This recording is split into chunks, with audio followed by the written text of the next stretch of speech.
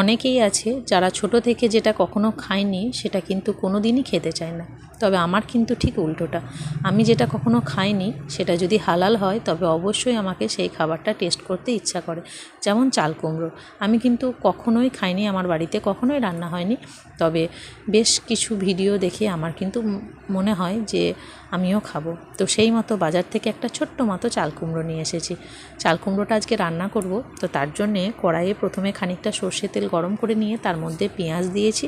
পেঁয়াজটা অল্প নেড়ে চেড়ে নিয়ে তার মধ্যে একটুখানি আদা রসুন বাটা দিয়ে ভালোভাবে কষে নিয়ে অল্প জল দিয়ে তার মধ্যে রেগুলার মশলা দিয়ে দিয়েছি। ওই ধরুন হলুদ গুঁড়ো, লঙ্কা গুঁড়ো আর পরিমাণ মতো জিরে গুঁড়ো। এরপরে বাড়িতে গোটা ছয়েকের মতো বড় সাইজের চিংড়ি মাছ ছিল, সেই মাছগুলোকে দিয়ে ওই মশলার সাথে ভালোভাবে কষে নিতে হবে। আর কষানোর ফাঁকে কিন্তু আমি একটা মাঝারি সাইজের টমেটো দিয়েছি, আর পরিমাণ মতো লবণ তো দিতেই হবে। দিয়ে এরপরে ঠিক এই রকম তেল ছাড়া করে কষে নিতে হবে। যখন মাছটা ভালোভাবে কষানো হয়ে যাবে তখন এর মধ্যে আগে থেকে কেটে রাখা আলু আর চাল কুমড়োগুলো দিয়ে দেব। এরপরে ঢাকা দিয়ে ভালোভাবে মশলার সাথে কষে নিয়ে পরিমাণ মতো জল দিয়ে ঢাকা দিয়ে দেব।